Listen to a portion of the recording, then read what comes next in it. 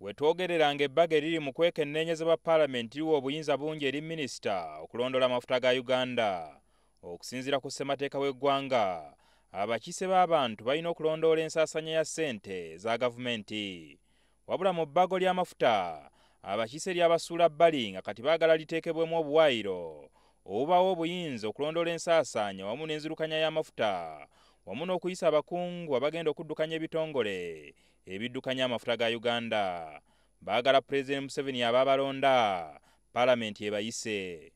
Of course ekirowoozo ekimu kyaliwo nti minisita yaba akola ki, yaba abeera n'obuyinza okuteekawo akakiiko akalabirira ebyamafuta, Petroleum Authority. Ekirala nti Pulezidenti lwaki naye Pulezidenti bw'aba akikole nga Paalamenti naye yenyigiddemu. Abakera baganye okukkiriza bannayuganda okubanga bagula emigabo mu kampuni y'amafuta. Kampani eyo abannayuganda nabo bajja kuweebwa omukisa ng'emaze okutandikibwawo. Toyinza obutereevu bw'oti n'ogamba nti banange mujje, bannayuganda mujje tutandikewo kampani.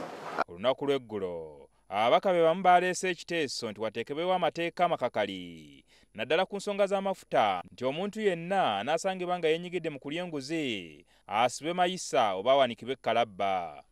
Era omuntu oyo nze nkiwagira bamusibe mayisa oba wabeerewo etteeka nga tuyisizza omuntu oyo agende ku kalabba, kubanga corruption weetuuse, embeera ze tulimu, madagala gabula mu madwaliro, corruption, ebizimbe ebibi bye tuzimba ne bigwa mu dakiika budakiika ebeera corruption.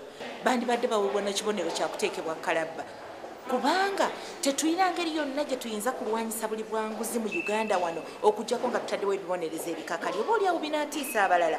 Jingo Francis, NTV Akawungezi.